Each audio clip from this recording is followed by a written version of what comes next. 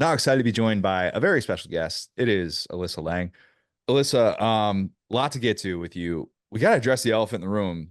You're wearing an Arkansas hoodie. Just Yeah. explain. Yeah. First of all, thanks for having me. Second of all, I feel like I'm always in my car when we're doing these, which, it just is what it is. We're busy people. I am wearing an Arkansas hoodie. Got up, did my radio show this morning, and I was just recently blessed with some gear from some of the folks over at Arkansas from having been on the road with them for several games. And I'm not gonna lie, the sweatsuit they gave me super comfy. So when I woke up for my early radio show and that was the first thing I reached for and put it on, I was super comfortable. And then I ran out the door to go run some errands and chat with you. And I realized I still have my Arkansas hoodie on. So this is not me leaning either way. I would like to put it out there that if anyone wants to give me free gear, I will take it and I will wear it because I will never turn down free gear. So that's the story behind this. Nothing wrong with that. Totally understand. Look, we've all been there. Free gear is free gear. Yeah. And I imagine Arkansas is treating you better than Turkey Twitter. Is Turkey Twitter still in your mentions? They're not, I think I actually muted that tweet probably after a day or so because I have learned that that's the way to handle Twitter.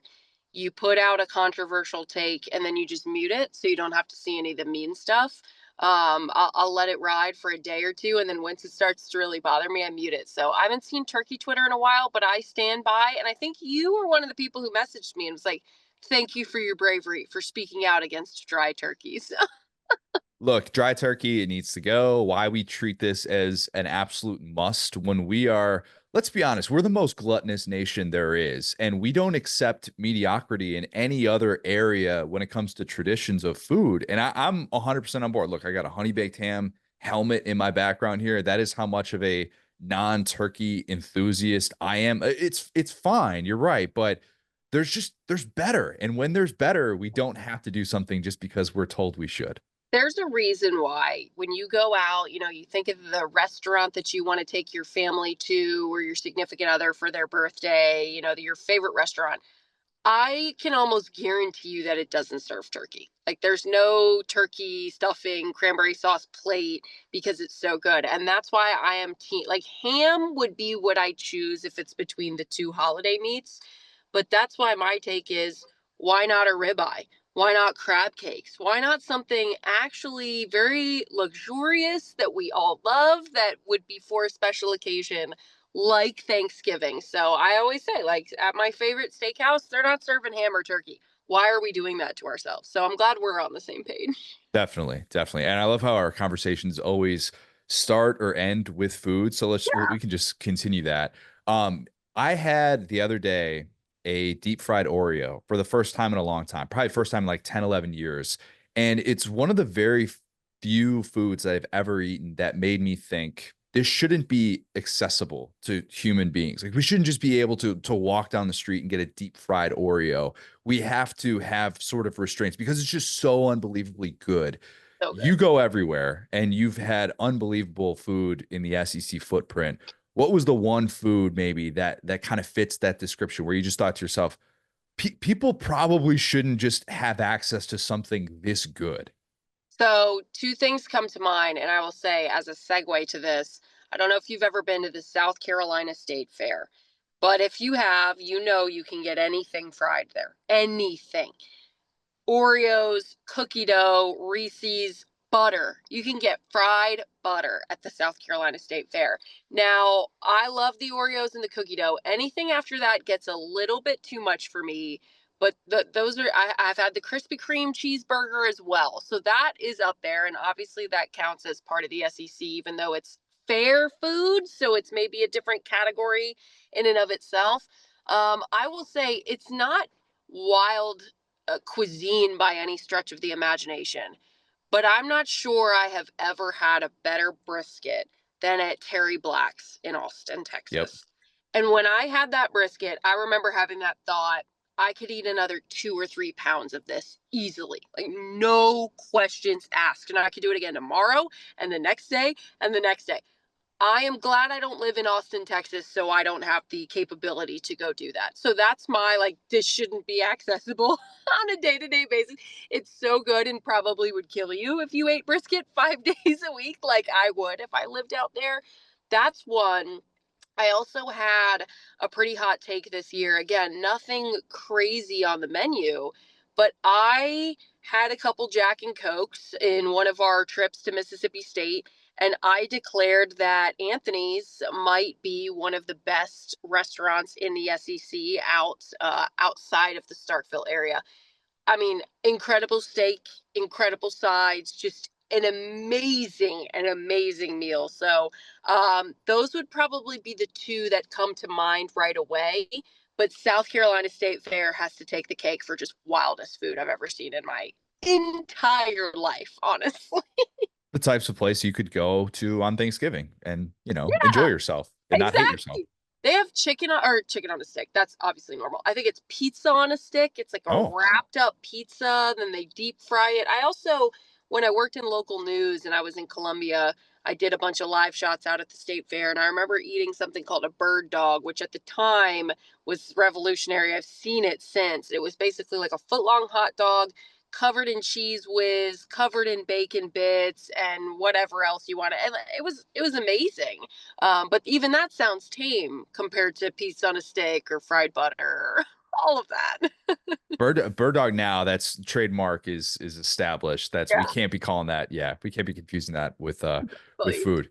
You got to work with my guys Tom Hart and Cole Kubelik this year a bunch, most notably, of course, the Vandy Bama game. I Yeah. mean, a game that look, it's one of the most electric post game moments I think we've ever had in college football. Diego Pavia, Vandy, Turns, couple words in between there. Um, Give us the breakdown of what we didn't see from that just incredible minute of live TV.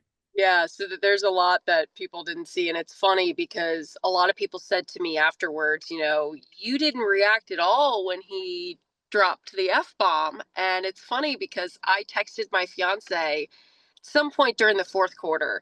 And I said, if Vandy pulls this off and I interview Diego post game, he's gonna cuss on live TV. Like if you've talked to him, you just know that the kid oozes enthusiasm and passion for the game. And you watch him on the sidelines and he's colorful, he's exciting. And you just knew like Diego is the same in front of the cameras versus behind the camera. So it's funny that that was something that had crossed my mind before that interview. Now I have the raw feed of a camera on me following me as I'm following Diego that only about 8 seconds actually made it onto the broadcast, but I have about a minute and a half of what the lead up looked like. So, shout out to the folks at Vandy. My thought process was this. We know we're going to try to get Clark Lee. This is obviously massive for him. But having had a couple Vandy games, having gotten to know Diego, in my head, I said the country has to be able to see this kid.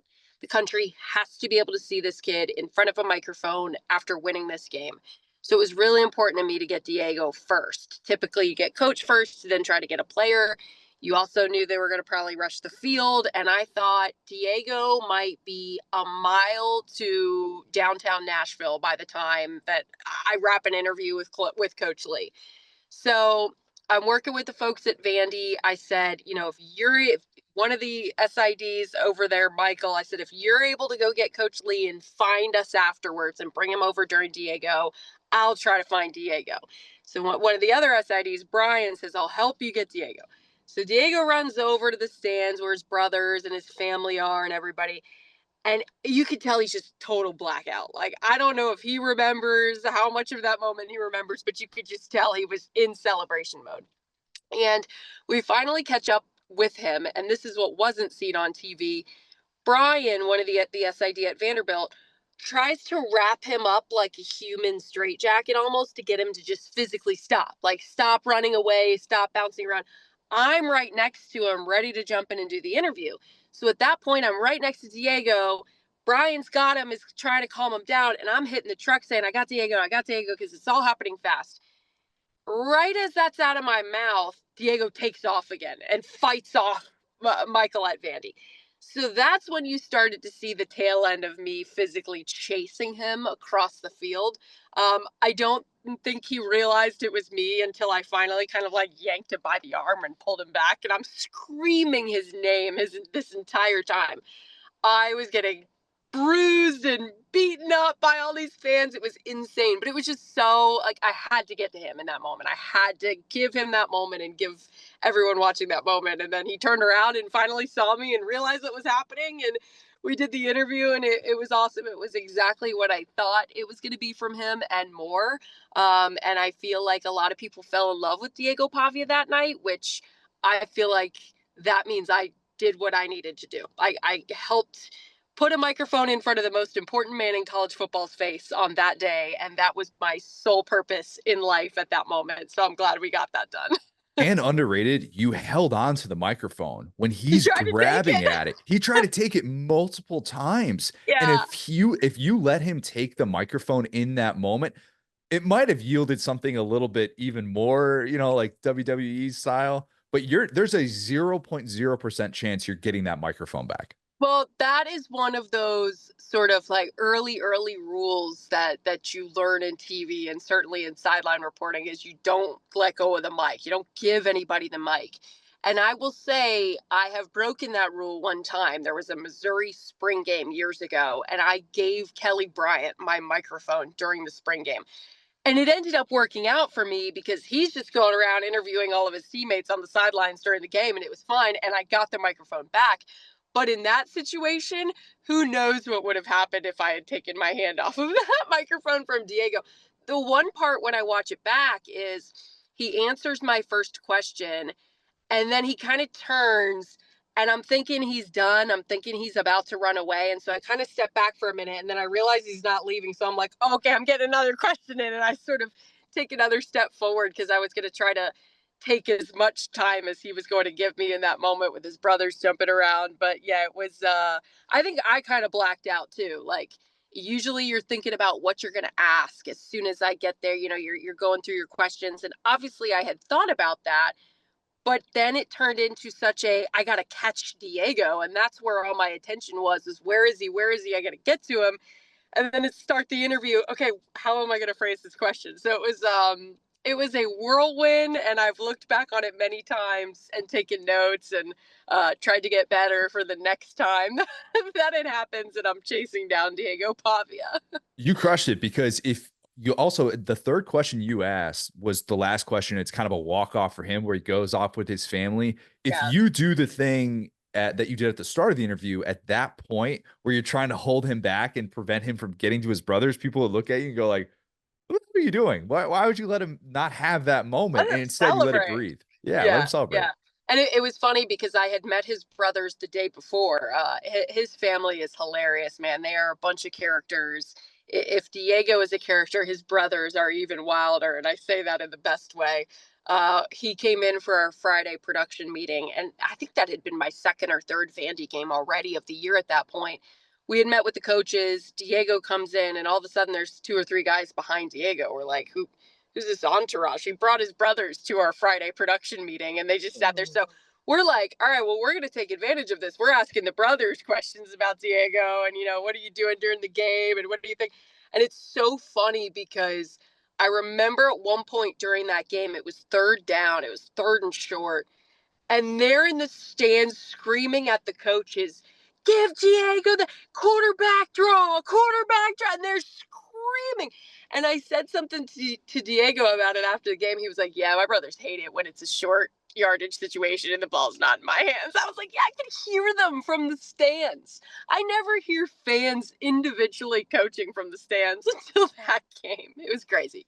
Diego and his brothers, I'm not sure that they need a reality show, but in-game interviews with the brothers would be a massive hit. Now, live TV, that might be a little bit rough. Might have to get the bleep buttons out, Yeah. might little tape delay, something like that. But if you can make it work, I mean, they are must-see TV, and it's as exciting as Vandy has ever been in those moments, and just the type of thing that nobody would have forecasted that No.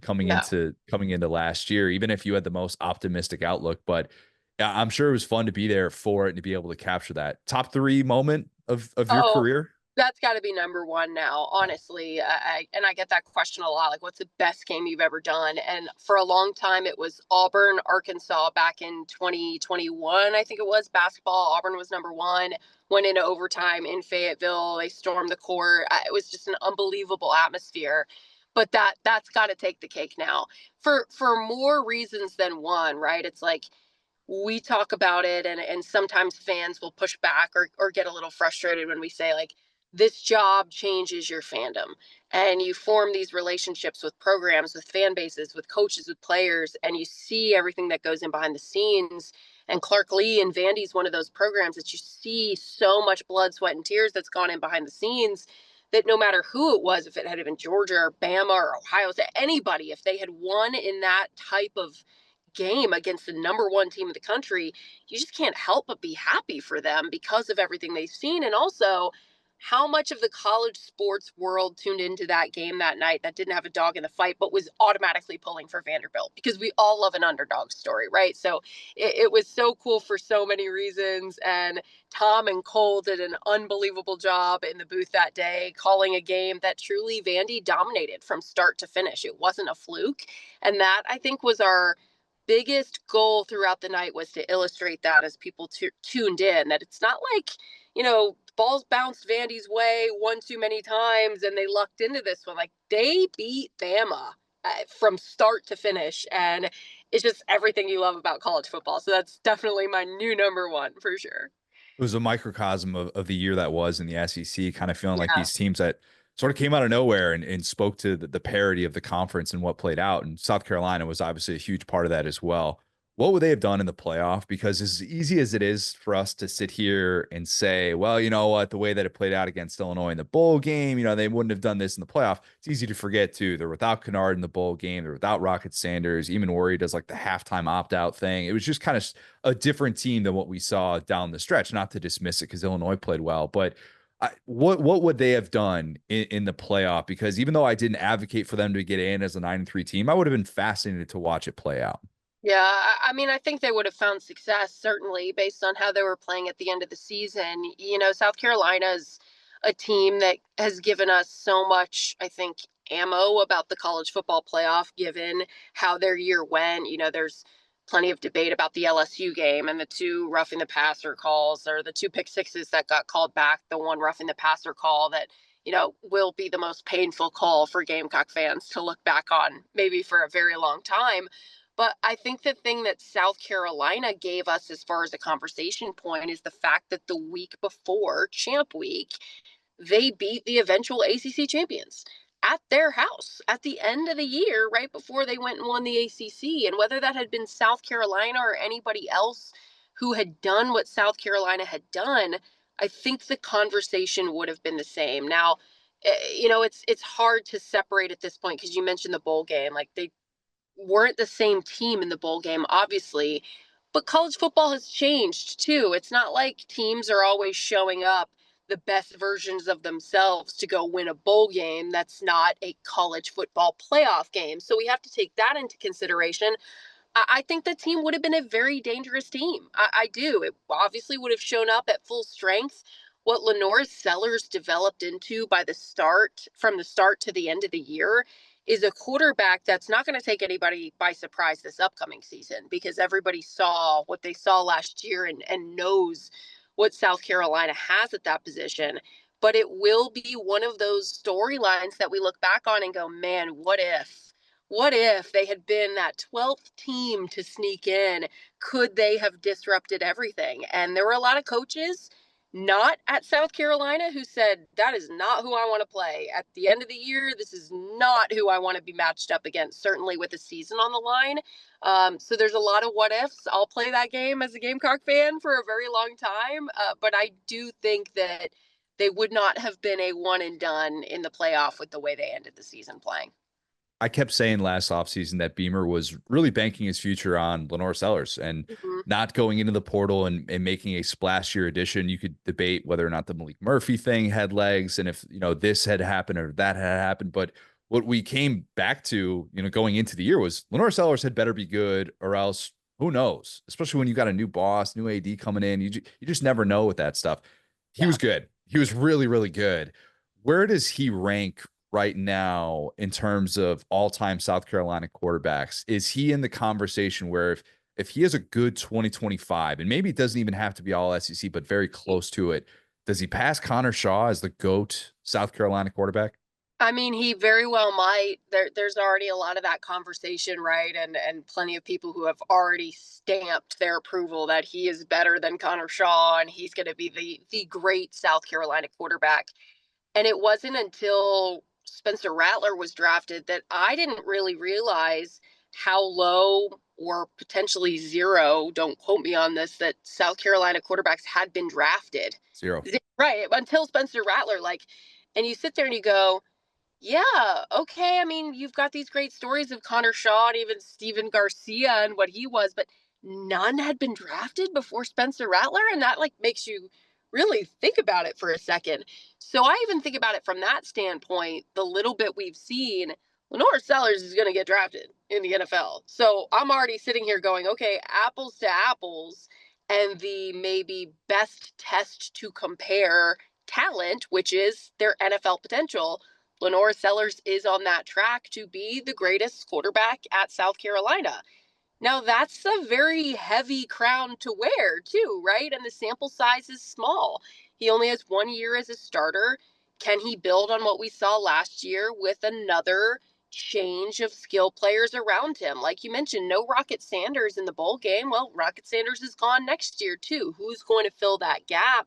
That Rocket Sanders ended up being a big piece of that offense as the year went on. And then when your defense is getting 5 turnovers a game occasionally, like in SEC play, that certainly helps your offense as well. Like I think of that Oklahoma game. What was it? 6 turnovers, I think.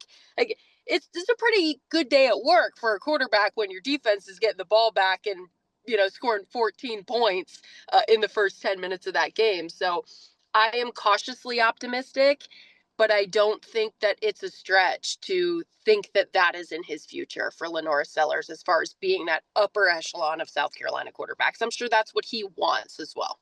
And I should clarify, I think it's the 7-round NFL draft. Since they went down Right. to 7 rounds, that's what it is with South Carolina quarterbacks.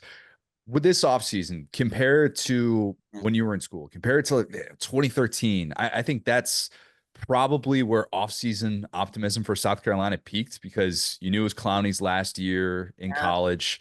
It was a team that was coming off of consecutive top 10 finishes. And, it's Spurrier being in his element. And there wasn't this talk of, man, is he fading? He still looked like he was one of the best coaches that we've ever had in this sport. How close can this offseason get to what I would consider to be very much the golden era of South Carolina football? I think it'll get close. I mean, certainly with how last year ended now, if South Carolina had beaten Illinois in the bowl game, I mean, it would already be there now, right? Like it would be through the roof. And even I think the dramatics and how that game ended, like you're still going to get plenty of that from the bowl game and everything that comes with what happened on the field that day. But I do anticipate that chatter will only get louder and louder and louder as we get closer to SEC media days and understanding what this team will look like. There's always that chatter anyway. There's always that excitement no matter what. Every SEC school has it. Certainly when we're approaching the week of media days, when everybody's undefeated and everybody's got the best team ever. But I think the reason why it could reach that peak excitement is because of Lenore Sellers and because of the excitement surrounding him for this fan base that has already gotten a taste of it. Like I think about last year, and we were talking about it being, is this a make or break year for Shane Beamer? It didn't make a bowl game the season before. I had no idea that Kyle Kennard was going to come in and do what he did this past season. I had no idea that Dylan Stewart, as a true freshman, was going to be on the other side of that defensive line, wreaking absolute havoc. I think the fact that Shane Beamer in South Carolina kept Dylan Stewart was huge. And that's something that a lot of fans, I think, were a little bit nervous of in the NIL era and the transfer portal and how all of that works. We all know. But for him and Lenoris and these young guys who had huge years, who I'm sure had markets elsewhere, to say, no, we're staying here. This is where we want to be. And undoubtedly, there will be another name that is already on this roster that we don't know about yet that we'll be talking about come October for the South Carolina team. And fans know that. So I expect probably by June, the excitement to be very, very high for sure. I think maybe it's a little bit too much to say 2024, 25 is the year of Lang, but it's, I mean, goodness gracious, like it's a host sports center. I'll take You it. you've had, I mean, the Vandy moment's incredible. You know, your alma mater, South Carolina, doing what it did. I like you could point to all these different moments that I'm sure this past year has just been like pinch me. I mean, this is so cool. You're getting spots on Yeah. College Game Day, and you know you got to be there for the Cal reunion at Kentucky. Like a lot of big things that you've been a part of. What's something you haven't done professionally that you'd like to do at some point in your 30s? Ooh, that's a great question. So my favorite thing to do just in my job, my favorite thing to do is host shows, whether it's pregame, between game, post game, on site. So when we're at the tournaments, softball tournaments, baseball tournaments, basketball, and we're in the arena or we're at the ballpark, and you got players coming up to the set and you got fans all around you, you can feel the energy of games. That is my absolute favorite thing to do. I love every element of it, but if I could bottle that feeling up and feel it every day, that's what I would pick. So I haven't yet gotten to host a game or a show like that at a championship game, like SEC football championship or something like that. Obviously, everybody's dream, I think, is like, I want to host college game day one day. And I don't know that that's realistic for my 30s, but those types of shows and doing more types of shows like that is always my goal, and trying to do more of that. And honestly, more Sports Center. Like Sports Center is some of the most fun I've had on television, just because it truly is an hour, 2 hours, however long the show is, of a pinch me moment. I mean, I'm looking up at the camera and I'm reading my story or I'm doing my highlight, and then you're in break and you kind of like look around. It's like, oh my God, I'm sitting on the Sports Center set right now. This is insane. Like, how did this happen to me? So those would be two things that I definitely would say I would always take more of. Hopefully for the rest of my career, but definitely in my 30s, I would love to see more of that. Sideline reporting, is it something that you want to still make sure that you're getting those experiences because live games is just unique? Like I always think that's interesting how you feel you fit into the flow of a game and how you want to be able to tell that story. Like, do you think that's something that you still look up 5, 10 years from now? You're like, yeah, this is something that I have a true passion for and want to continue doing, and get to obviously continue to do even bigger and better games. Absolutely. I think, so many people say, well, if you had to pick one, I'm very lucky to be in this hybrid role of both studio and sideline. And so people say, if you had to pick one, which one would it be? And it's so hard because I always say that each one helps me do the other better. So when I'm in studio and I've got 8 TVs in front of me and I'm watching all of the games and I'm able to really soak up the moment of what's happening in every single game and see maybe those moments that you don't see when you're on the sidelines, then the next time I go see that school in person or go cover that game, maybe that prior knowledge is a little bit better because you were sitting in the studio all day having those conversations with people who are much smarter than me, my analysts, about what they're seeing and their experiences. On the other side, when I'm at a game, you're talking to the players, you're talking to the coaches, and maybe all of those conversations aren't necessarily making the air, but they're helping you with the context of storytelling, understanding why a team is operating a certain way. Great example of this, I had the Auburn Arkansas game a couple of days after the Auburn Alabama basketball game, and Bruce Pearl was very vocal about Denver Jones deserving more credit for what he's done defensively, and why is no one talking to Denver Jones. And Denver was not a player that I could say I sat there and knew much about going into that game. But I said, okay, like as a reporter, like I'm going to do what Bruce said. He knows his team better than anybody. I'm going to sit down with Denver Jones. And I had the most wonderful 15-minute conversation with Denver Jones, who went to a tiny, tiny JUCO before FIU, before Auburn, and ended up here on this stage. And I learned about what made him hungry. I learned about why he came to Auburn. I learned about what goes into his motivation every night. And then I watched him be the mouthpiece to his team as Arkansas continued to make comebacks throughout the course of the night. And I watched Bruce Pearl and that coaching staff talk to the team during a timeout and then walk away and say, you talk amongst yourselves. And I watched Denver Jones be that guy who led the charge. So for me to be able to have that experience on the sidelines and then go back to the studio and know that that's what's happening during a game that's 500 miles away, for me is just so invaluable to be able to have that push pull of both. So in a perfect world, there'd be 100 hours in every day, and I could do studio and the biggest games that I can do and do it all. But I think it makes me better at both to be able to do and be in both spots. It's a dream job in every way. It Yeah, really it is. really is. Very Yeah. much. Last one for you. We'll bring it back to food, of course. When you attend a wedding, or maybe you're in the process of kind of figuring out what your menu is going to look like, Yeah. what's the ideal wedding dinner besides a Thanksgiving turkey dinner, which Kiefer Sutherland infamously had rejected by Julia Roberts when they were set to be wed in True. 1991? That is the craziest People magazine story you can ever read if you're looking for Yeah. something to fill some time.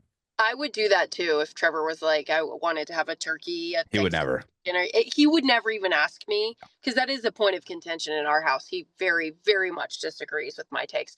So we actually, about 5 days ago, set our menu. Like, we locked it in, we chose everything.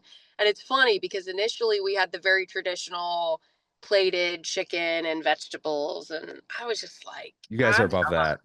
I'm not excited to eat this. I'm just not excited to eat. Like, I know I'm gonna have a couple cocktails. There's other people out there like me. I know you start drinking. I want to eat at the same time. Like, I start to get hungry immediately. So we completely threw out the menu and we got creative with it. We're doing destinations, so we had sort of a menu of the menu options, if you will. So we have a slider bar, which Oh, is like a bunch of different types of sliders, regular cheeseburger sliders, a conch slider, chicken slider. There's a mushroom for our vegan guests, vegetarian vegan guests. We also have, this is what I'm most excited about, a martini mac and cheese bar. So our understanding is destination again. So we're also like, hope it's good. Like, we'll see when we get there. It's a made to order mac and cheese that you could put all sorts of stuff in the mac and cheese, and they serve it to you in a martini glass. what? So I'm gonna be on the dance floor with a margarita and a cheeseburger with a martini glass full of mac and cheese. That's my ideal wedding menu right there. Just And then drinking mac and cheese out of a martini glass. yeah, yeah, and then we're not actually doing a wedding cake because, and this is crazy to me, Trevor's not a big cake fan. He Okay. thinks cake is a waste of dessert, which I think is blasphemous. I love cake, but whatever. We are doing a dessert shooter bar. So it's like, I guess, 5 or 6 different types of desserts in those tall shot glasses. So if you're a chocolate person, we have some chocolate options, some strawberry shortcake, some cheesecake, whatever you want. We have dessert shooters. So it's very unconventional, but we I like it. like it. Nobody's going to be unhappy with that because you have the variety, which Yeah. is a very underrated part of planning this in today's day and age, especially Right. as you use that one main food item. And you're like, I'm not really into chicken. This isn't really what I'm feeling right now. But Exactly. the variety and especially getting away from the traditional desserts, like wedding cake is if you put time into it, can be really good, but there Yeah. are better options. It doesn't mean just because, as we talk about with Thanksgiving, does just because you do something repeatedly or that's the expectation doesn't mean that's what you have to get. As long as Right. people like what they're eating, they're going to be fine. That's all And that that's matters. Alyssa, you're the best. Appreciate your time. We'll do it again soon. sounds good from the car.